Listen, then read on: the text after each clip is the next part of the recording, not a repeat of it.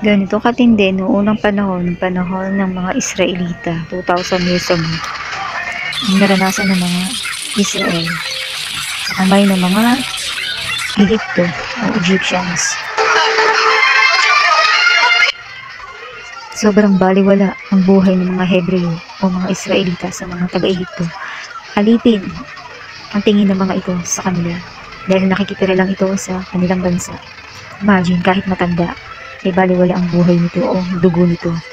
Maitayo lamang ang gusaling kanilang tinatayo kahit maipit ito sa pagitan ng dalawang malalaking bato.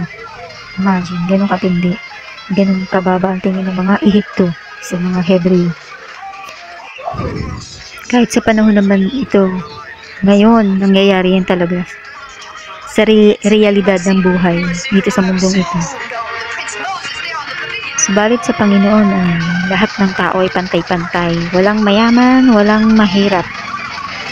Kung ang tao tumitingin sa panlabas na anyo, real na mga bagay sa mundong itong Panginoon, pulubi ka man sa kanyang paningin. Subalit sa puso siya bumabase o tumitingin. Walang nalilingid sa kanya. Lahat alam niya.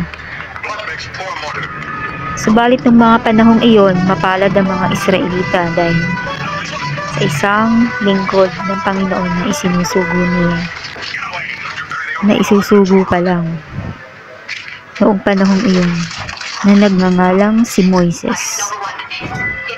Hindi alam ni Moises na ito ang kanyang mahal na ina, ang kanyang tunay na magulang. Alam ng nanay niya na ito ang kanyang anak, subalit si Moises ay hindi niya alam na ito ang kanyang ina. Ang matandang iniligtas niya sa pagitan ng dalawang malaking bato na may ipit sana. Nasa dugo pa rin ni Moises ang pagiging pagpakumbaba at napagmahal sa kapwa kahit hindi niya ito kauri. Imagine, si Moises isang prinsipe ng Ehipto at magiging hari. Pero nasa dugo pa rin niya ang pagiging makatao sa kanyang kapwa. Mahabagin sa kanyang kapwa. Na hindi niya nalalaman na siya ay isang Hebreo pala o Israelita.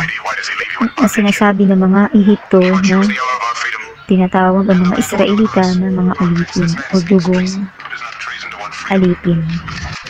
At si Moises nga ang ginamit ng Panginoon upang iaalis sa mga Israelita mula sa Ehipto.